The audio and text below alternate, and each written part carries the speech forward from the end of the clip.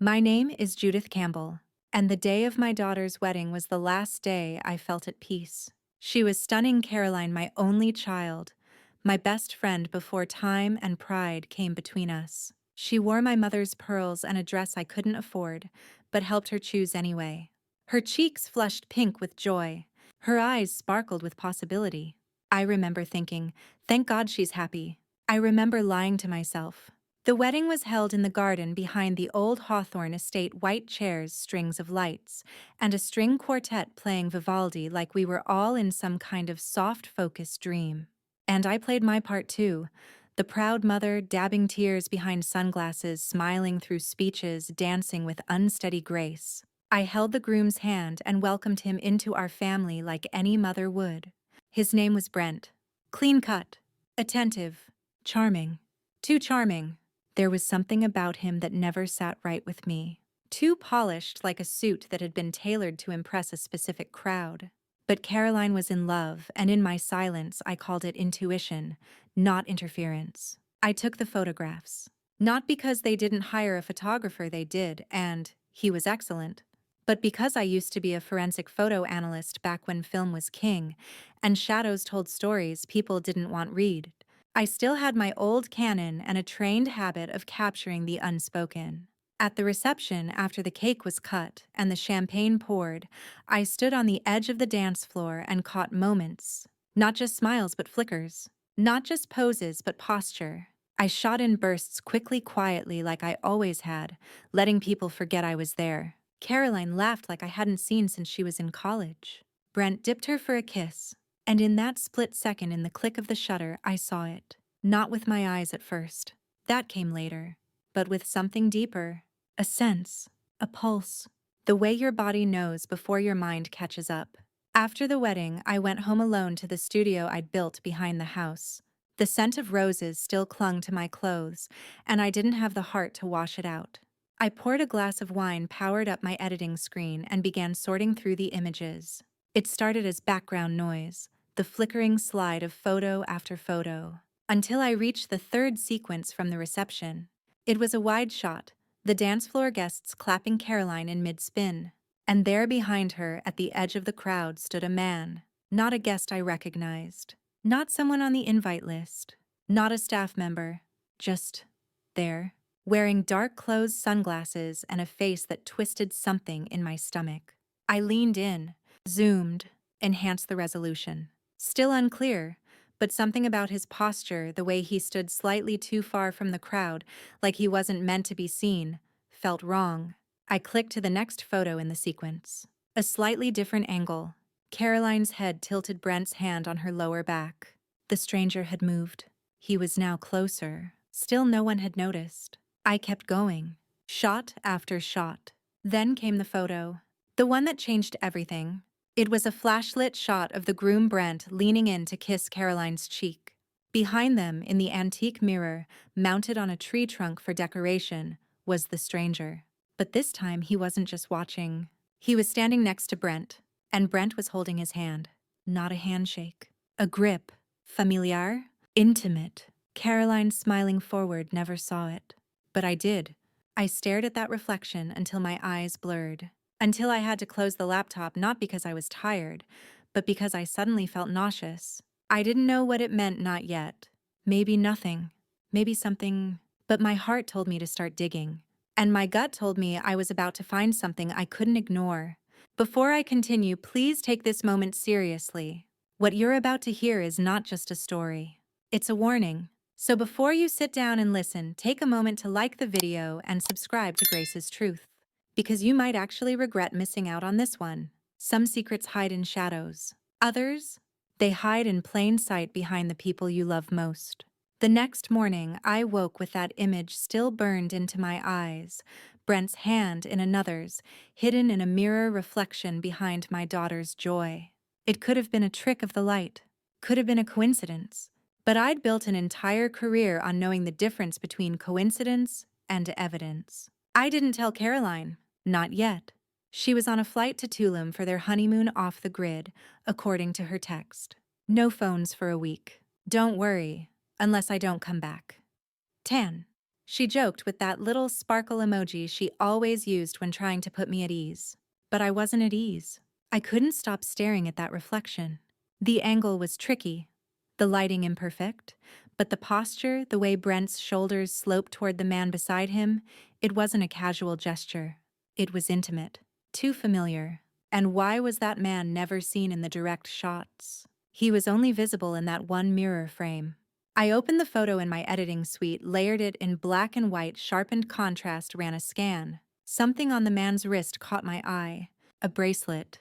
Black leather with a small metal plate. Not unusual, until I zoomed further and saw the engraving.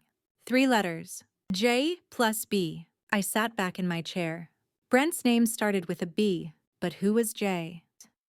I scrolled back through the wedding guest list Caroline had sent me 3 weeks before the ceremony. No one named Jay with that build, that height, or that face.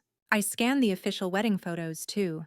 The man wasn't in any of them. He had only appeared in the reflection, like a secret the lens had captured by accident. And I couldn't shake the feeling that the lens had seen something I wasn't meant to see. That night, I poured myself a second glass of wine, something I rarely did. I pulled out a yellow legal pad and started jotting notes the way I used to back in the early days of my career, back when I'd been asked to review crime scene photographs too sensitive for most eyes. Patterns, shadows, silhouette. I wrote down everything I remembered about the man. Tall, lean, shaved head, dark suit, no tie, black bracelet with J plus B, standing just behind Brent in the reflection, never captured directly in any other photo. And then I asked myself, what if Caroline's new husband wasn't who he said he was? What if the wedding was a performance? A distraction? I pulled up Brent's public social media. His profiles were clean, too clean. All created about 4 years ago. No posts older than that. No family tags. No photos that didn't look curated. I opened a facial recognition tool from an old contact of mine. Nothing illegal. Just a holdover from my forensic days. Dragged in Brent's face. Waited. Then I did the same for the mystery man from the mirror, isolating his image as best I could. This time the program paused longer. Then 3 matches popped up.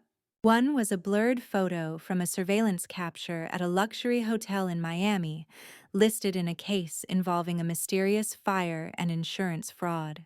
No arrests made. No names released. But the man in the photo, he was wearing the same bracelet. J plus B. I stared at the screen, heart pounding. There was something here. I didn't know what yet, but my instincts screamed that Brent and this man weren't just close. They were hiding something. Together. I closed the laptop and paced the studio. If I told Caroline, she'd dismiss me. She always said I read too much into things. That I saw shadows where there weren't any. She called it my professional paranoia. But this wasn't paranoia. It was pattern. And I knew how to follow it. The next morning, I printed the mirror photo, circled the reflection, and pinned it to my corkboard.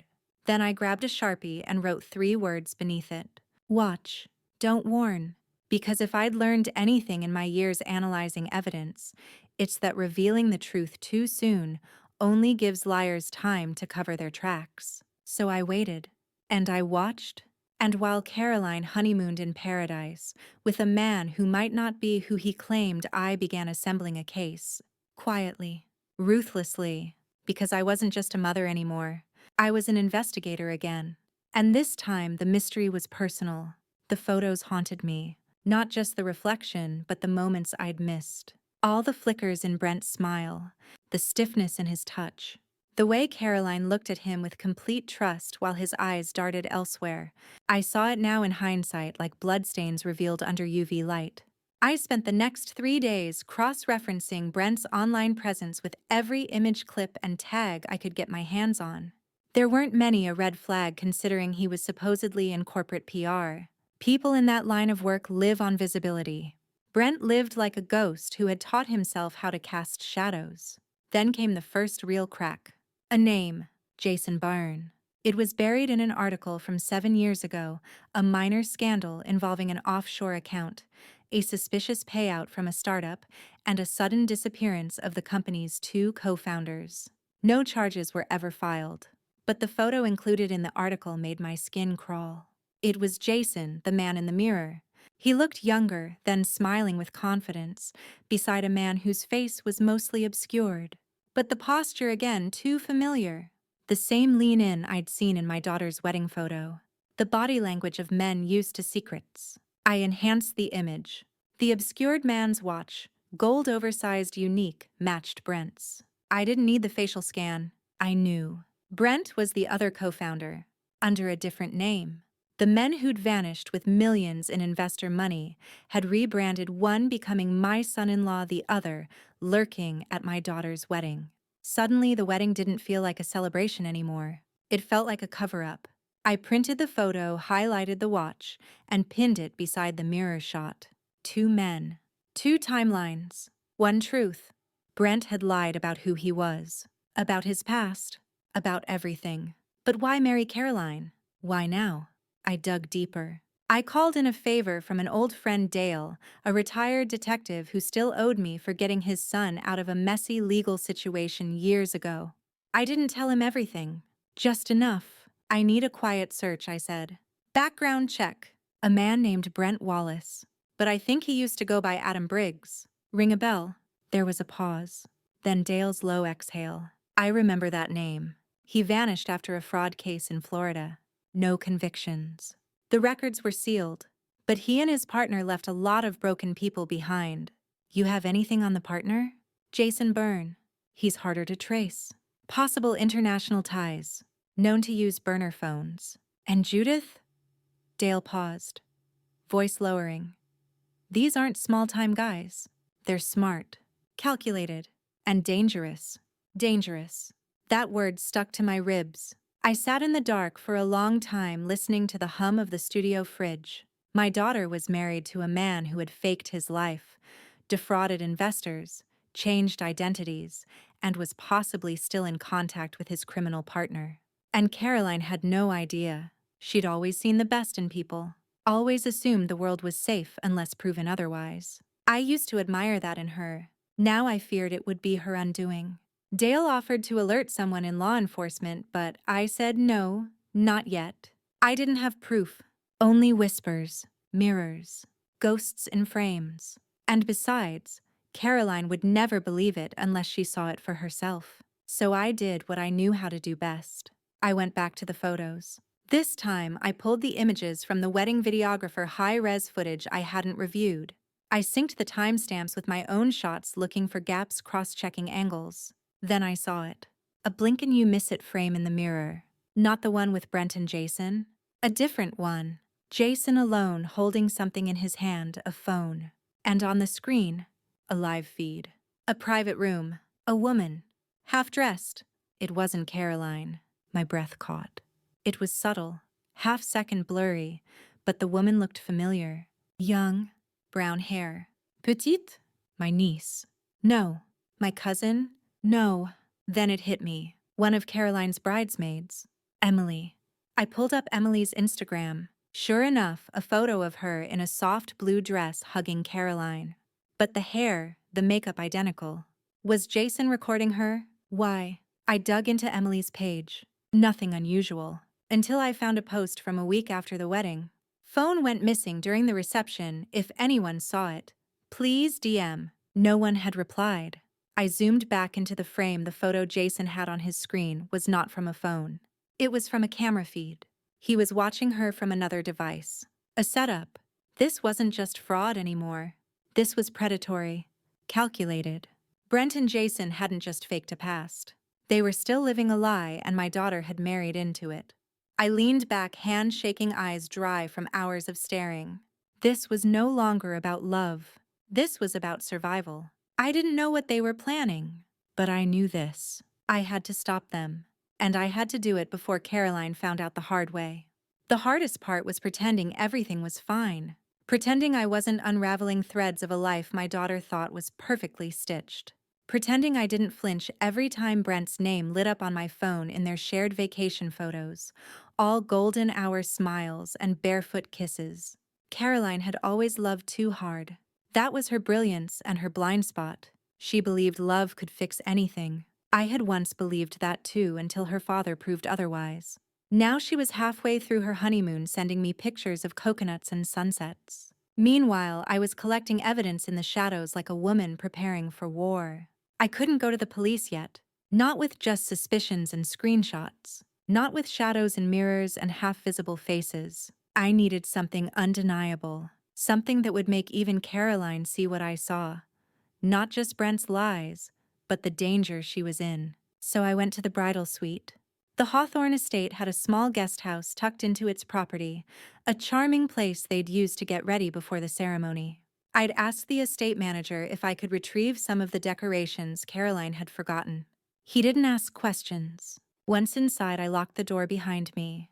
The room still smelled faintly of peonies and champagne. Empty mimosa glasses stood on the vanity. A single curling iron cord was still wrapped around the towel rack. It looked like joy had passed through and never checked back. I walked over to the full-length mirror. The same mirror from the photo, mounted on the wall opposite the bed, trimmed in antique bronze. A wedding gift from Brent, apparently. That made my stomach turn. I examined it closely. The frame was newer than it looked. Too new. The screws were bright, not tarnished. And the back panel, slightly uneven. I pulled gently at the edge. It came loose. Behind it was a small camera no bigger than a thumb drive. Still warm. My chest went cold. I followed the cord tucked behind the wall. It led to a baseboard plug. Hidden. Intentional. Someone had set this up to record the bridal suite. Before the ceremony. Not for security. Not for nostalgia. For surveillance. I took photos. Detailed every angle. My hands shook as I documented the serial number on the camera.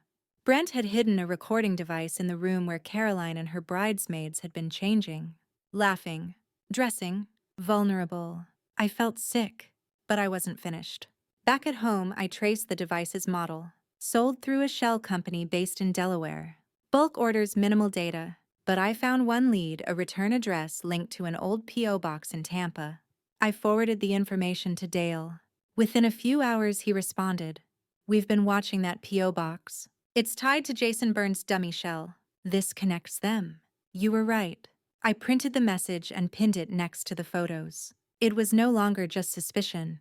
It was a timeline. A setup. And it was happening under my daughter's nose.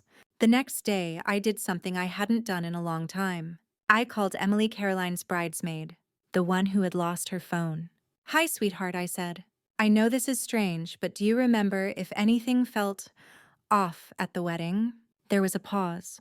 Then, "You mean, besides that creepy guy in the black suit?" I froze. "What guy?" "I thought he was with catering," she said. "But he just kind of wandered. I saw him by the dressing room, once by the mirror, then later by the back gate." I thought maybe I imagined it. I asked her to describe him. She did. It was Jason. I thanked her, promised nothing, and hung up. Then I stared at the wall of photos, pins, red lines. I had a pattern. I had a timeline. But I didn't have Caroline. She was still on that beach. Still sending me selfies in sun hats. Still sleeping beside a man she thought was her forever. And how could I break that? How could I look into her face? A face. I raised a face that once asked me if Santa was real, and if bad people always looked like villains, and tell her the truth. The truth that her husband wasn't just lying. He was watching, recording, hiding things behind mirrors and behind names. I looked again at the image from the bridal suite, Brent smiling toward the camera, Jason in the background, their shadows almost merging. Caroline had picked a man who mirrored all the worst things she couldn't see in her father. And now she was locked into a future built on surveillance, deception, and danger. But she wasn't going to stay there. I was going to save her, even if it meant she'd hate me for it, even if it broke us. Because this wasn't just a mother's suspicion. It was a case. And I was going to finish it. I didn't sleep that night. Not really.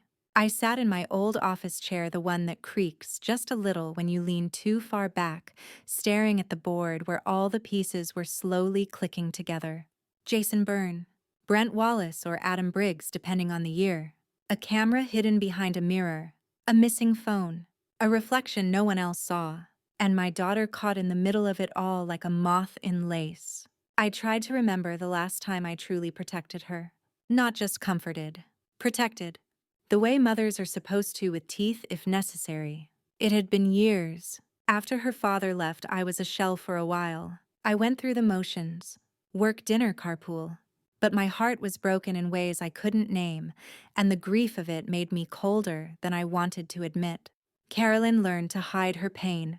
She learned it from me. Now she was hiding again, but not from herself. From a man who had wrapped himself in charm and promises while carrying secrets so heavy they could crush her. I knew Brent was dangerous. I just didn't know how far he'd go, until the call came. It was a Wednesday afternoon when my cell rang. Unknown number. Arizona area code. I almost didn't answer. But something told me to. Is this Judith Campbell? A woman's voice asked. Yes. This is Dr. Rainey calling from Sierra General in Tulum. We have your daughter Caroline Wallace in the emergency department. I stood up so fast the chair fell back behind me. What happened? She suffered a fall. Minor concussion. No broken bones. But we're keeping her overnight for observation. She's been asking for you. Is she? She's stable, the doctor said, calm and firm. But she was confused when she arrived. Disoriented. Said she didn't remember what happened. She's sleeping now. My heart sank like a stone. What about her husband? There was a pause. He dropped her off. The doctor said slowly, but he didn't stay. My blood ran cold. He left her. In a hospital. In another country. Without even checking if she could stand on her own. I thanked the doctor, booked the first flight I could find, and packed in a frenzy. Not just clothes, but evidence. A hard drive with the photos. The photo of Jason. The video still. The camera model. The background report Dale had sent. Because if Brent tried anything while I was in the air, if he tried to bury the truth behind charm again, I'd be ready. 6 hours later, I stood beside Caroline's hospital bed. She looked like a ghost of herself. Pale, dazed. Hair matted at the temples. There was a bruise on her shoulder, purple and fresh. I wanted to scream. I wanted to ask what he'd done. I wanted to wake her up and drag her out of there with me. But instead I sat, and I waited. When she opened her eyes, they fluttered slowly like they weren't sure the world was safe yet. Mom, she croaked. I'm here, sweetheart. She blinked. Why are you in Mexico? You asked for me. Her brow furrowed. I did? Yes, I said gently. And even if you hadn't, I would have come. She turned her head away. It's all a blur. We were at dinner, and I felt dizzy. He said I drank too much, but I only had half a glass. Half a glass? That didn't sound like Caroline. Or rather, it did. But it didn't explain the way her pupils were dilated or how her hands were trembling. Did the doctors run tests? She nodded slowly. Said it might have been heat stroke or dehydration. But I drink water all the time. I squeezed her hand. You trust me, don't you? Of course. Then when we get home, I need you to let me show you something. No arguments. No assumptions. Just eyes open. She hesitated, then nodded. Brent arrived 2 hours later, smiling, apologetic, a small bouquet of white lilies in one hand, designer sunglasses in the other. He looked surprised to see me there, like he hadn't expected me to respond so quickly. Judith, he said, flashing those same perfect teeth. What a relief. She's been asking for you. I stood. I'm sure she has. He glanced at Caroline, then back at me. Long flight. Not as long as your lies. His face twitched just slightly, but he recovered. I'm sorry. I said, I repeated, stepping closer, that I know. Everything. The mirror. The man. The camera. The name change. The bracelet. He blinked. The flowers dropped to the floor. You don't know what you're talking about, he whispered. Oh, I do, I said. And when she does too, you'll wish you never met either of us. We stood there eye to eye. Two people who had finally dropped the mask. He smiled again, but it didn't reach his eyes. Then he turned and left the room. And that's when I knew he was planning something worse. And I had to be faster, because the truth wasn't enough anymore. I needed to trap him. The second we landed back in the States, I felt the weight shift. Caroline was quieter than usual, but her eyes were alert. She hadn't pressed me yet about what I meant in the hospital. She hadn't asked about the mirror or the bracelet or what exactly I had seen. But she felt it, that something was coming. Brent met us at baggage claim like nothing had happened, dressed in that same too-perfect jacket with a fresh shave and sunglasses that made him look like a travel ad instead of a husband who'd left his wife in a foreign ER. "Welcome home, baby," he said, placing a hand on her lower back. She flinched. It was subtle, barely a twitch, but I saw it. She was starting to feel it too. We rode in silence. He drove. I sat in the back. Caroline stared out the window like the landscape was safer than his face. When we pulled up to their house, a newly built colonial cold with money and staged affection, I didn't get out. "I'll come by tomorrow," I said softly to Caroline. "We'll talk then." Brent leaned his head back through the open window. "Looking forward to it, Judith?" I didn't answer. I just met his gaze, and then I blinked. Because there on his wrist, hidden under the cuff of his white shirt, was the bracelet. J+B, still there, still worn. He wanted me to see it. This wasn't just deception anymore. It was a game, and he thought he was winning. But what he didn't know was that I'd already found Jason Byrne's weakness. It wasn't women. It wasn't money. It was ego. Jason had done this before. I'd traced a pattern. In 3 cities, Miami, Chicago, Portland, he'd pulled similar stunts. Attach himself to someone powerful or vulnerable, set up cameras, collect data, sell or extort, or vanish, always with the same calling cards. A hidden camera, a forged identity, and a connection to a woman with money or access. The difference was, none of his past targets had a forensic analyst for a mother. That night, I went through the photos again. But this time, I looked beyond the faces. I studied angles, reflections, symmetry. That's when I noticed it. In one of the official wedding portraits, the one taken in front of the garden archway, there was a glass of champagne sitting on a barrel behind them. At first it meant nothing, but when I zoomed in, I saw a reflection in the glass. A sliver of someone's hand, holding a phone, filming, from a place they shouldn't have been able to reach without crossing through the staff-only area. The phone case was bright red, the same color as the burner Jason had been holding in the mirror shot, which meant Jason had been filming the wedding too. In real time, from behind the scenes, I contacted Dale again.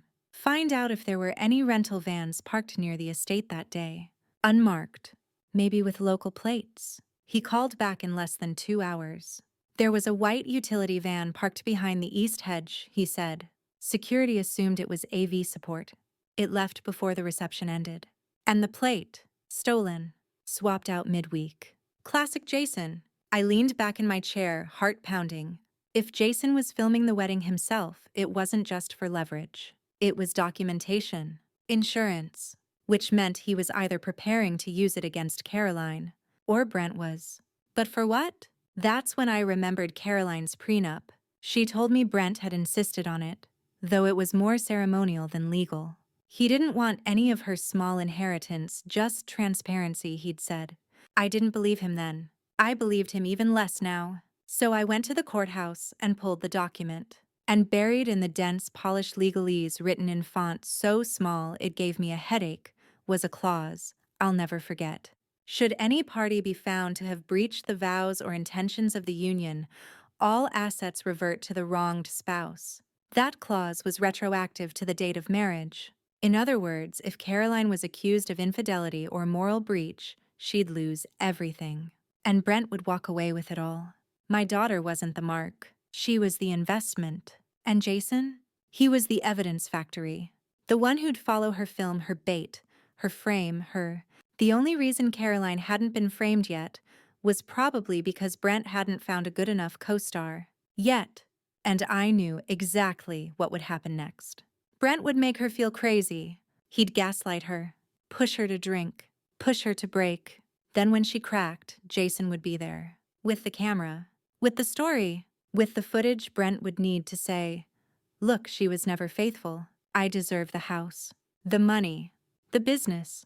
Everything." It was diabolical. And sickeningly smart. But now I had it all. The plan. The pattern. The setup. And I wasn't going to warn Caroline anymore. I was going to trap them. Because the only thing more satisfying than saving my daughter was letting Brent believe he'd won right before I pulled the floor out from under him. I waited until Sunday. The air was thick with spring pollen, and Caroline had texted me a picture of the hydrangeas we'd planted last year starting to bloom. I saved the photo. I didn't reply. Instead, I went to see Dale. He met me at the cafe on Ninth, the one where no one ever asked questions and the coffee tasted like old secrets. "I need you to help me build a case," I said. Dale leaned back, eyes wary. "Judith, I already ran background. The guy's a chameleon. No priors. No open warrants. Even the stuff from his Jason Byrne days is sealed tight. Unless he slips up, we're just chasing shadows." "He's going to slip up," I said, "because I'm going to help him do it." Dale didn't smile. "What do you mean?" I slid a folder across the table. It contained copies of the images, the mirror photo, the red phone reflection, the cropped surveillance clip from Miami. "Jason likes control," I continued. "And Brent uses Jason to create leverage.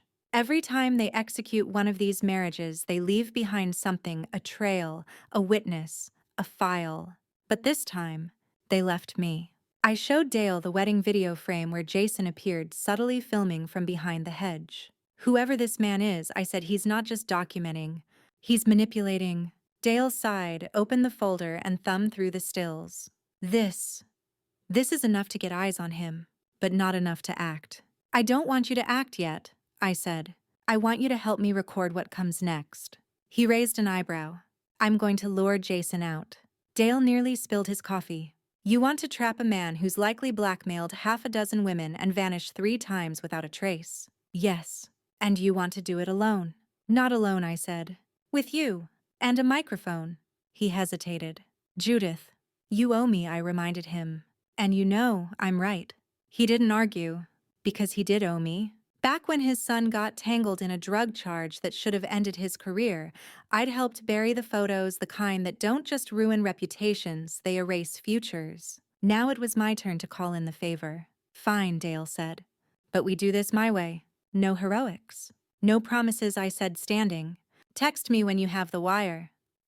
That afternoon, I paid a visit to Caroline. She greeted me with tea and a soft smile.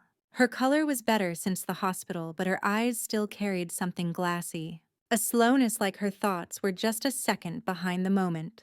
I studied her while she poured the tea. "How are you feeling?" She sat across from me. "Strange. Strange how—" She looked down at her mug. "Like there's something just under the surface and I can't see it, but I can feel it." I nodded. "You're not imagining it." She looked up. I placed the hard drive on the table. "I've been watching Brent. Since the wedding. I didn't want to interfere, but I have to now." Her face froze. "Mom, no." "Before you say anything," I said, sliding it across the table, "I want you to look at what's on here. Just look." "I don't want—" "Caroline." I said her name like a plea. Like an invocation. She hesitated, then picked it up. That night she didn't call. The next morning she showed up at my door. Her face was pale, her hands shaking. She didn't say a word. Just walked in, sat on the couch and whispered, "Why didn't I see it?" I sat beside her, because love covers a lot, and liars know exactly how to wrap themselves in it. She nodded. "What do we do?"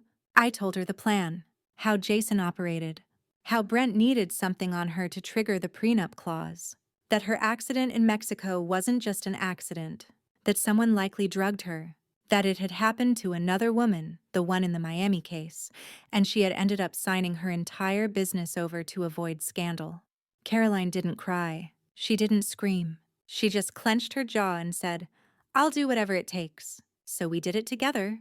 We created a scenario. Caroline would start pulling away, avoiding Brent, talking about divorce, suggesting therapy, all things to trigger his panic, all things to make him lean harder on Jason.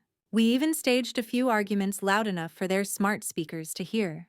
In one, Caroline pretended to storm out and meet someone at a hotel bar. In truth, she sat in the car with me shaking. "I feel like I'm betraying him," she whispered. "I didn't say he betrayed you first. Instead, I said, this is the bravest thing you've ever done." Because the trap was set. We just had to wait. And when Jason took the bait, when he showed up with the red phone or the hidden camera or the edited footage he planned to use against her, we'd be ready. And we wouldn't just catch him. We'd catch Brent too. Together. It only took 3 days. 3 days of cold shoulders and fake fights. Of Caroline quietly removing Brent's name from her financial accounts and backing up her devices to encrypted storage. 3 days of me pacing, pretending to garden rehearsing lines I hoped I'd never have to say. Then, just like that, the play began. Brent came home late Thursday night, just past 11. Caroline was waiting for him, dressed in the same soft cardigan she wore when she wanted to disarm him, candlelight casting gold across her cheekbones. I was parked down the block watching the live stream from the body cam Dale had sewn into a button on Caroline's blouse. It was voice-activated. Every word would be recorded and time-stamped. Brent didn't even look surprised when she confronted him. "I think we need space," she said. He tilted his head. "Space. I want to separate. Not permanently.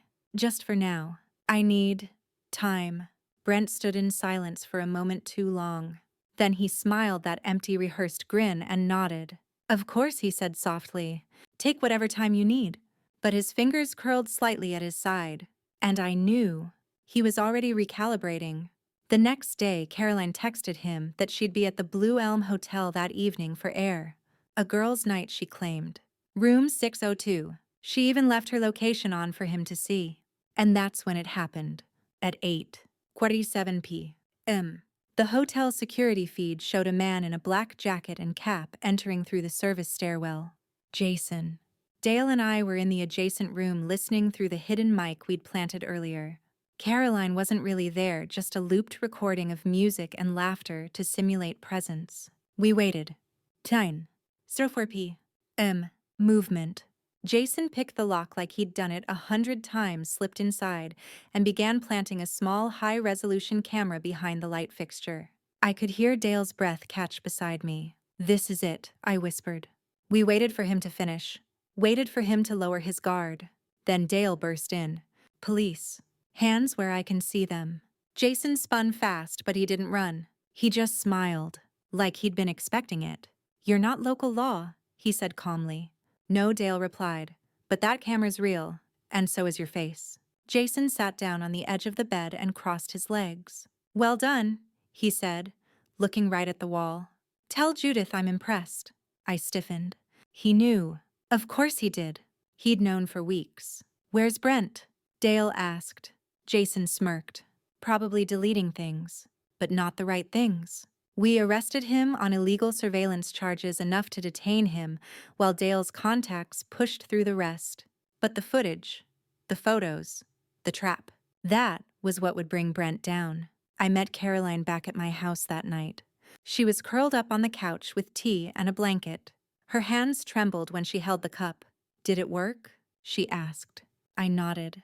"Jason's in custody." She closed her eyes. "And Brent, he'll feel it by morning." And he did.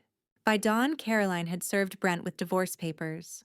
We hand-delivered them to his office, where Dale and 2 other plainclothes officers waited with warrants. The look on Brent's face wasn't rage. It was calculation. He didn't ask who turned him in. He didn't need to. Caroline didn't cry. She didn't scream. She simply said, "You tried to destroy me." And Brent, for the first time, dropped the act. "I could have," he whispered. But then he looked past her, to me, and he smiled. Like we were still playing a game. "You're good," he said to me. "You're caught," I corrected. He didn't reply. Because men like him don't need to speak when they lose. They just vanish into their own silence. But this time we documented everything. Within 48 hours, the forensic evidence was logged. Jason flipped under pressure, spilled timelines, emails, hidden footage, financial transactions. It was all there. The J+B partnership, finished. Brent was charged with conspiracy to defraud, identity falsification, and attempted financial exploitation.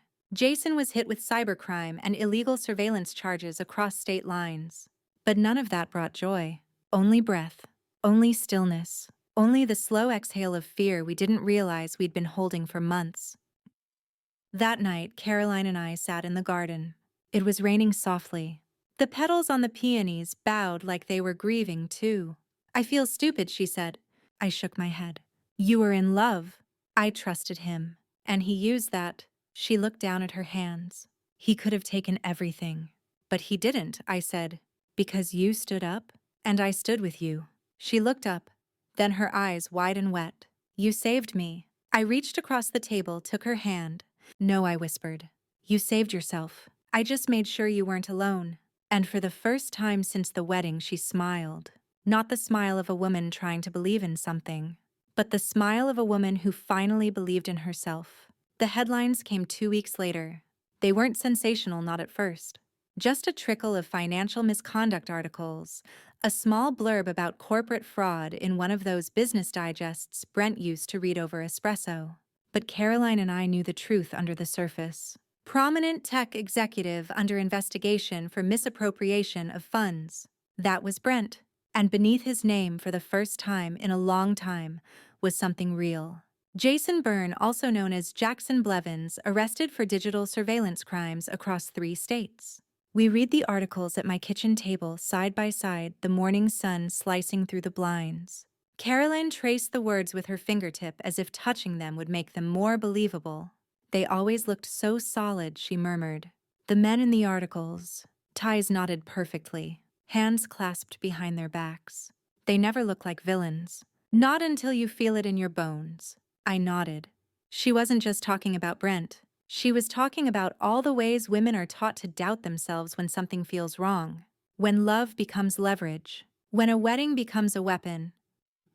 Later that day, Dale came by. He had a manila envelope with him, thick-sealed, serious. Everything's in here, he said. Statements, audio files, Jason's full confession. You don't need to worry anymore. Caroline took it in both hands, then pressed it to her chest. Thank you, she said. Her voice was small but solid. Dale turned to me. You know, this could go to trial. Public. Messy. Caroline cut in before I could answer. I want it public, she said. Let people know what he is.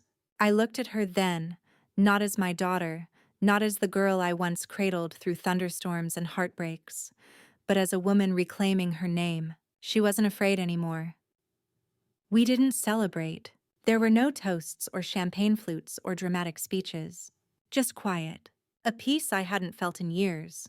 We went back through the wedding photos that night, the real ones this time. No longer looking for lies in the corners. No longer bracing for betrayal. Just looking. I found one that made me stop. Caroline standing in the garden, veil in hand, smiling at something off camera. Her laugh frozen in motion. It was taken before she walked down the aisle. Before the chaos. Before Brent whispered empty promises. It was real. I want to remember her, she said, looking over my shoulder. That version of me, hopeful, whole. I closed the photo album gently. You're not her anymore. I know, she said. I'm better. The months passed. Brent's company dissolved under the weight of legal fees and investor panic. Jason disappeared into the court system plea deal, pending identity shredded. Caroline moved back into her childhood home for a while. She reclaimed her last name, opened a small gallery in town where she showcased female artists who told stories through their paint stories of survival, betrayal, rebirth. One of her first installations was called The Mirror and the Man. It was a series of fractured frames and distorted reflections. At the center, a photo of her from that day in the garden, laughing, whole. We went to the opening together. She wore emerald green and stood taller than I'd ever seen her. When the press asked her what inspired the collection, she smiled and simply said, "Truth." That night, after the gallery closed, we sat under the old oak tree in our backyard. The air smelled like summer, like jasmine and second chances. I kept thinking he was the love of my life, Caroline whispered. But maybe I was wrong. You weren't wrong, I said. You just didn't know yet that love should never leave you afraid. She leaned her head on my shoulder. Do you think I'll ever fall in love again? She asked. I wrapped an arm around her. You already are, I said. With yourself. She didn't answer. She didn't need to, because she believed it now. The way only someone who's been broken can believe in their own wholeness again. I thought that would be the end. But healing rarely moves in straight lines. One afternoon in late August, I opened the mailbox and found a cream-colored envelope, the handwriting familiar and arrogant. Brent. It was a letter, typed, signed by hand. Judith. I hope you know I respected you even when we were on opposite sides of this war. You're a formidable woman. But Caroline, she was never built for battle. If you truly loved her, you'd let her go. Let her forget. Let her heal. What you did was elegant. And I'll remember it. B. I read it twice. Then a third time. There was no apology. No accountability. Just manipulation masquerading as flattery. A classic narcissist's trick. One last attempt to reframe the narrative to plant doubt to suggest his exit was noble, and her strength was somehow unnatural. I burned the letter in the kitchen sink. Caroline never saw it. She didn't need to.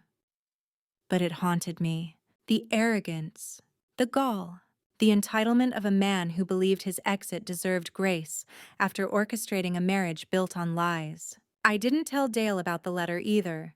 There was no crime in inked condescension. Instead, I did something unexpected. I wrote back. I didn't send it. I just needed to say it. Brent, you think this was a war? It wasn't. It was an excavation. We dug you out of her soul, carefully, painfully, layer by layer, until nothing of you remained but a scar. She's not yours. She never was. And one day, when her laugh no longer reminds her of you, when her strength is no longer defined by surviving you, she'll finally be free, and you'll be forgotten. Completely. Judith. I folded the letter into an old jewelry box and tucked it in my desk. That night, I slept without dreams for the first time in months. Autumn came slowly. Caroline's gallery was thriving. She started dating again cautiously, quietly. One man, then another. Nothing serious, just the warm breath of possibility. She learned to smile without checking the room first. She sang in the car again. She painted things she used to paint before Brent. Abstracts full of movement and color and pain and beauty. I went to every show, sat in the front row, clapped the loudest. Then one evening, I came home to a small package on the porch. No return address. Inside was a photograph, one of the wedding pictures the mirror shot. But this version had a note scribbled in the bottom corner. Always two reflections. Only one truth. It was Brent's handwriting. I sat down hard, my chest tight. The game wasn't over. Not entirely. Even behind bars or under probation, he was still reaching out. Still reminding us that power for some men is in the haunting. I didn't tell Caroline this time. I kept it, framed it, hung it in my study next to a new piece she had painted a bold streak of crimson slashing across a canvas of gold.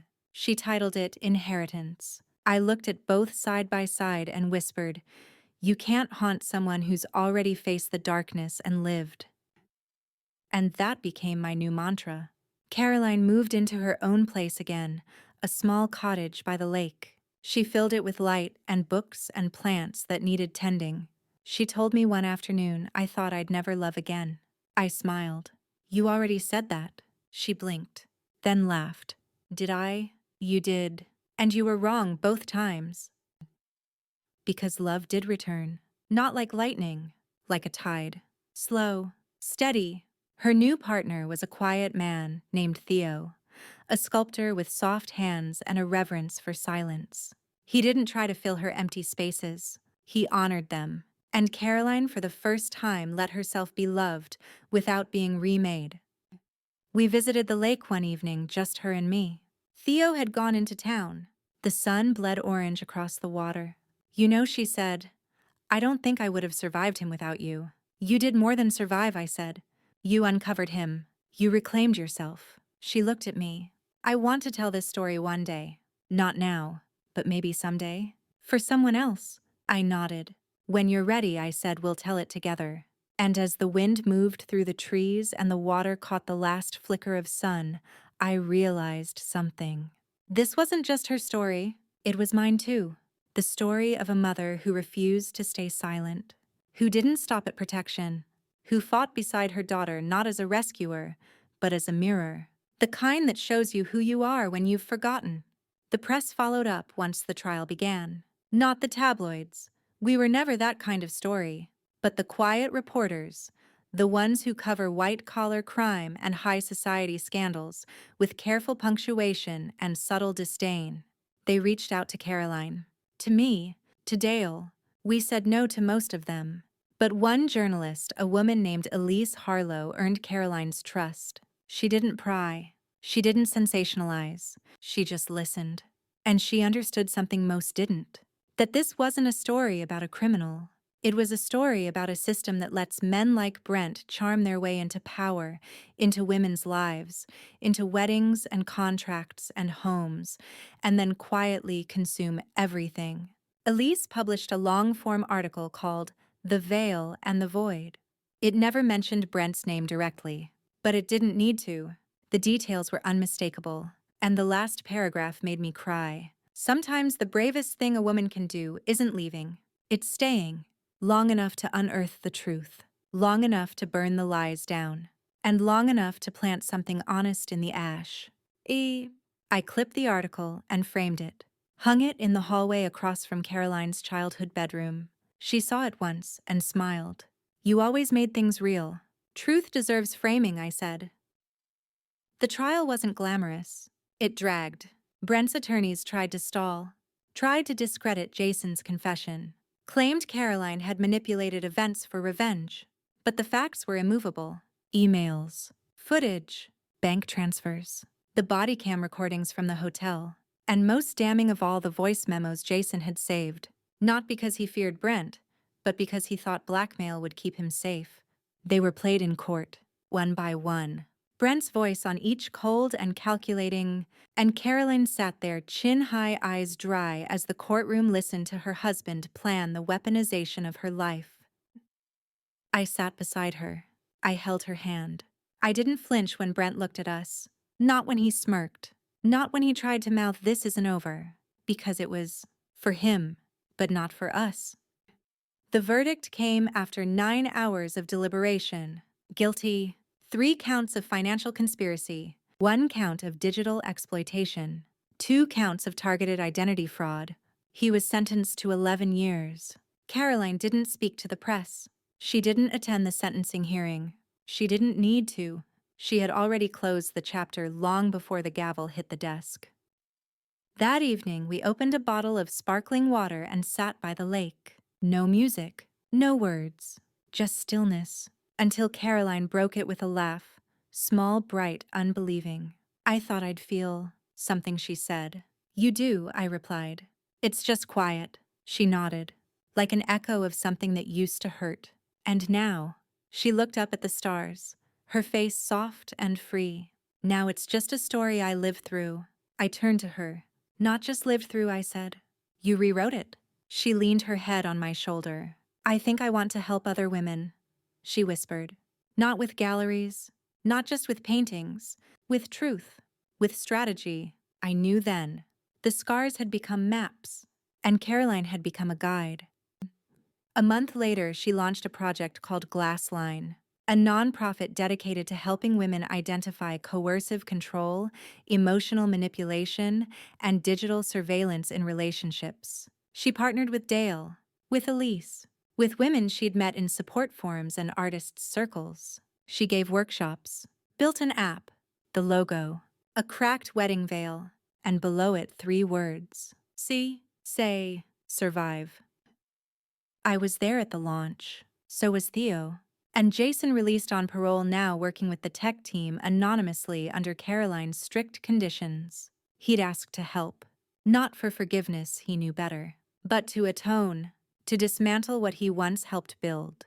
And Caroline, brave, strategic, Caroline gave him that chance. Not as redemption, as reversal. The gallery remained open, but the back room became a sanctuary, a quiet place for women to tell their stories, to ask questions, to build plans. And in the center of that room, mounted on the wall, was the wedding photo. The one where Caroline first saw the reflection that saved her. Except now the reflection had been altered. Digitally cracked. Split, but not broken. Framed, not hidden. Seen. The ripple effect came slowly, but it came. A woman from Vermont wrote to Caroline, I thought I was crazy, but your story made me realize I'm not alone. He's been tracking me for months. Now I'm safe. Another from Arizona, your painting made me cry. It looked like the inside of my marriage. I left last week. And from New York, a quiet envelope with no return address, only a note inside. You gave me language. I didn't even know what to call what was happening to me. Thank you. Caroline read every letter. She didn't respond to all of them, not directly. But she painted, she spoke, she showed up. That was her reply. And me. I watched from the wings, my heart swelling with a strange, late-blooming pride. This wasn't the child I raised. This was the woman she built herself into after the storm. And I had the honor of witnessing it. Theo proposed in the middle of winter. No crowd, no cameras. Just a walk through a quiet forest, snow crunching under their boots. He knelt beside a birch tree and held out a ring that once belonged to his grandmother. Caroline didn't cry. She smiled. Soft. Certain. Yes, she said. But only if we rewrite everything. He nodded. And they did. The wedding was quiet, held in her gallery. No white dress, no veil. Just green, the color of growth, and gold, the color of resilience. I wore navy. We served warm soup and lavender tea, and every guest took home a small print of Caroline's painting titled Reflection 23. I gave a toast. Not about Brent, not about pain, but about what it means to fight for your child, even when they can't see the enemy yet. Love, I said, is sometimes a sword, but more often it's a shield. And sometimes it's just a flashlight, something you shine into the dark until the path appears. Caroline squeezed my hand. We danced, just the two of us, not to some sad ballad or mother-daughter tune, to a slow jazz melody that once played on the radio during summer drives when she was 12 and still mine. She laughed through it. So did I. The next day, she took off her ring and placed it gently on the counter.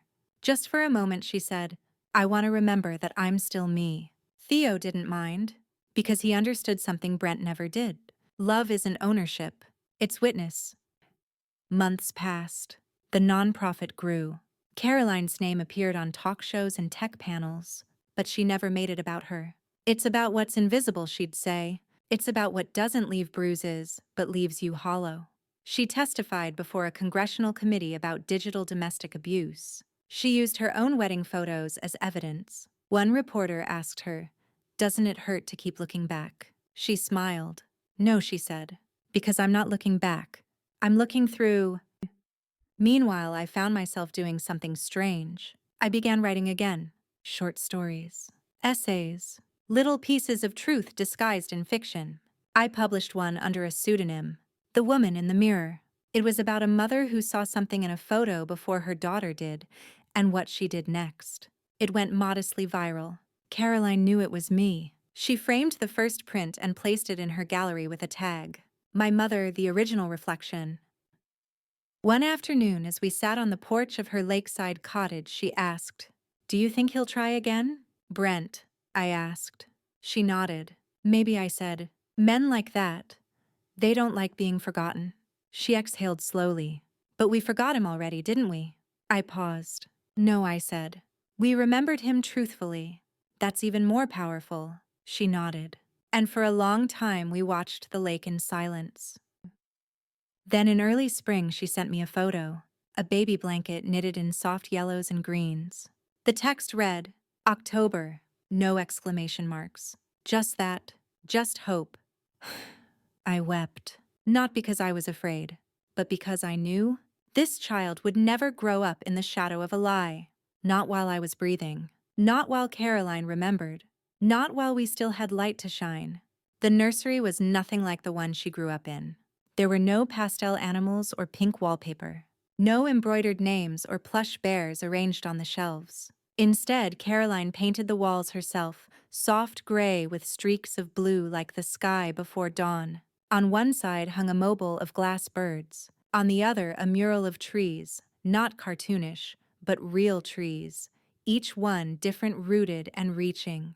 "I want the baby to grow up knowing strength isn't noisy," she told me. "It's rooted. Like this." I didn't say much. I just placed my hand on her belly and whispered a silent prayer I hadn't uttered in years. That this child would never learn the language of fear.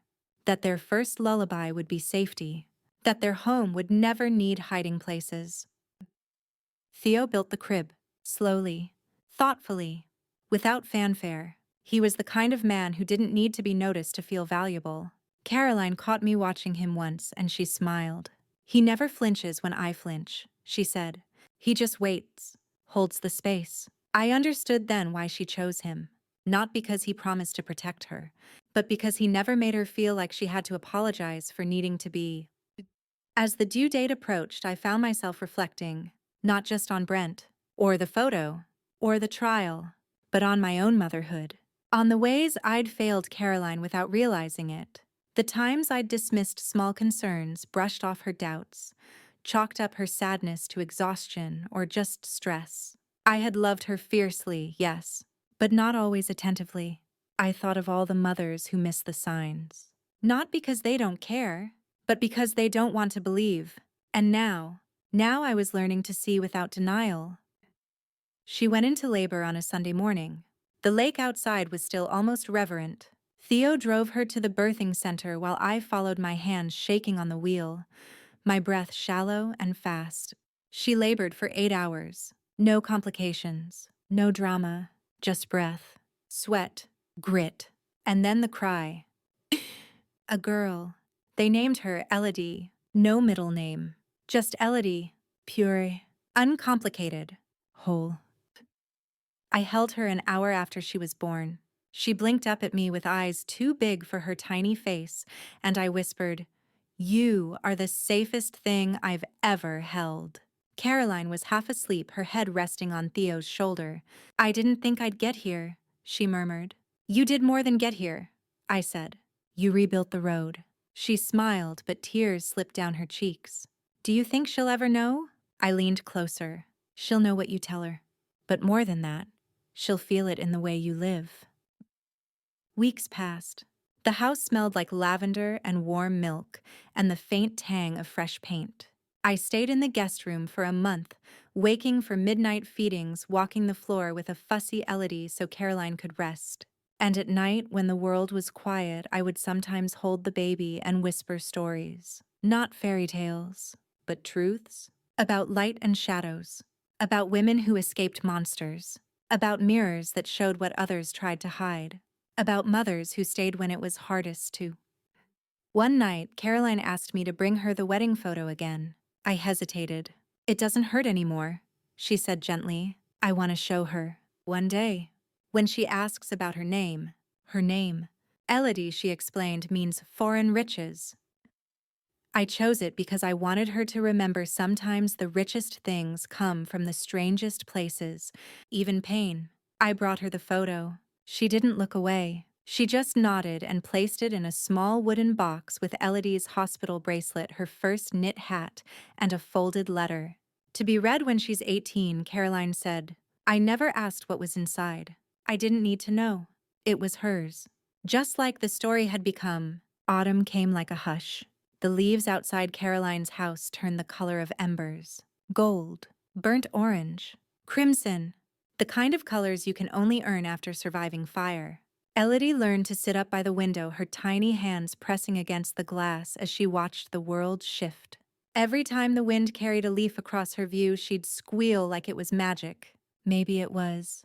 Maybe change always looks like magic when you're too young to fear it. Caroline returned to the gallery 6 months after giving birth, not because she had to. The nonprofit could have run itself, but because she missed making things with her hands that weren't bottles and blankets. She brought Elodie with her sometimes. The staff cleared a sunlit corner where a crib and a playmate lived beside buckets of paint and brushes.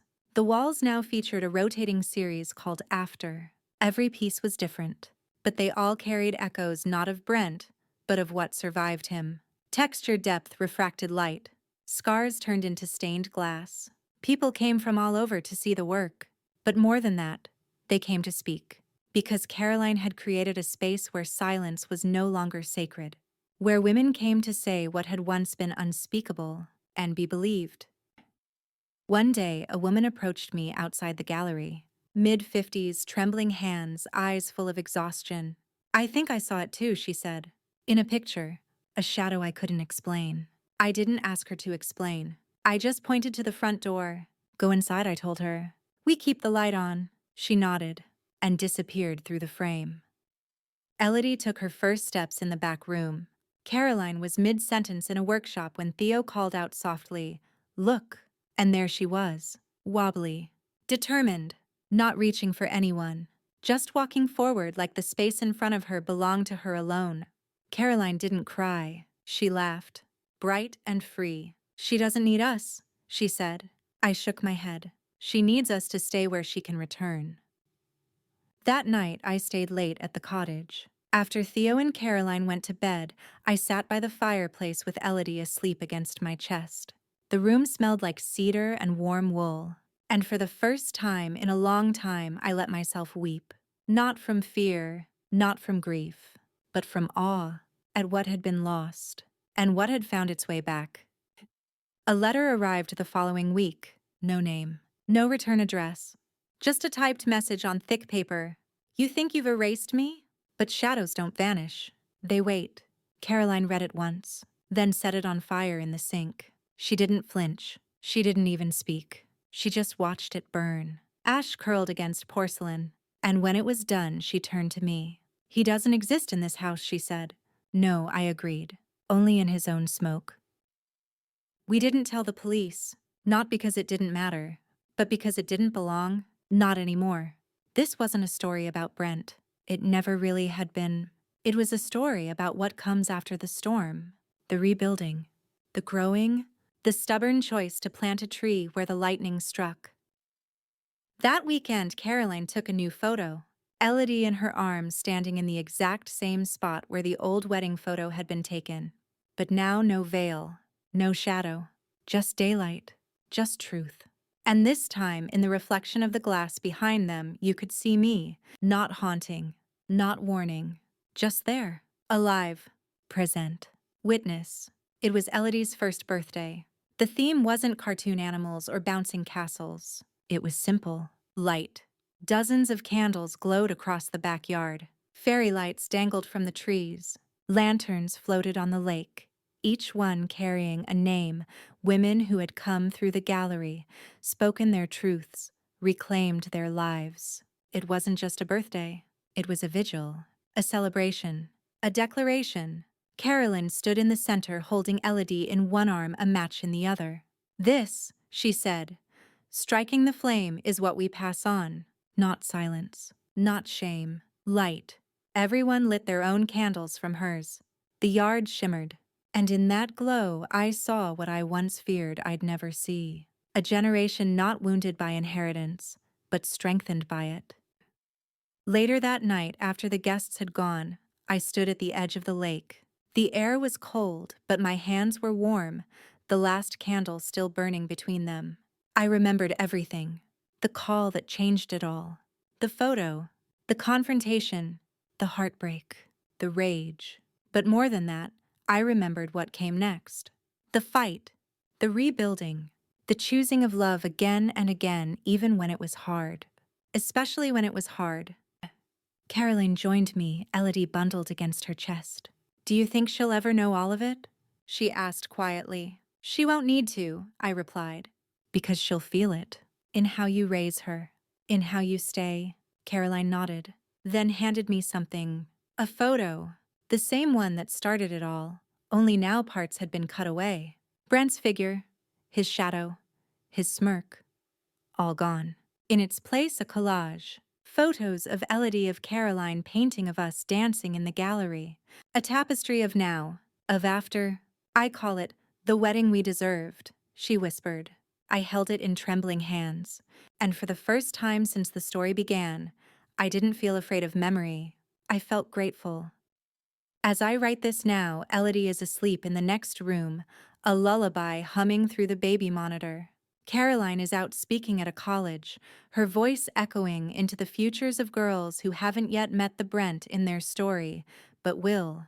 And me, I'm sitting at the same desk where I first noticed the shadows in a photograph. Only now there are no shadows, only light, and stories, and truth.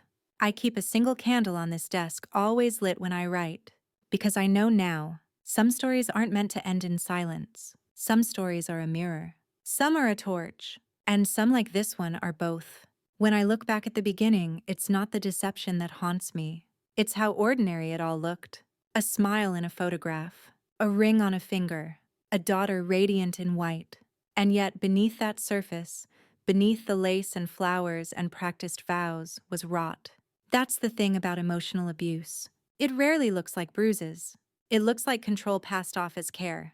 It sounds like concern, but feels like confinement. It hides in plain sight like a ghost in daylight. Caroline nearly lost herself in that silence, and I almost let her. But we fought not just against a man, but against the story he tried to write for her. A story where she was small, dependent, trapped. Instead, she rewrote it. With a brush, with her voice, with every trembling step toward truth. And now she's a mother. Not perfect, none of us are, but intentional. Awake, lit from within. Elodie will grow up knowing that love doesn't dim you. That partnership isn't possession. That her body, her choices, her voice are her own. And me, I've learned that being a mother doesn't stop when your child becomes an adult. Sometimes that's when it matters most. When you see her falling and have to hold up a mirror, not a net. This story began with a photo. It ends with a flame. And in between, it was about light, finding it, protecting it, passing it on. If you've listened this far, maybe there's a flame in you too. Keep it, feed it, and when the time comes, use it. Because the world doesn't change through rage alone. Sometimes it changes through a quiet refusal to forget.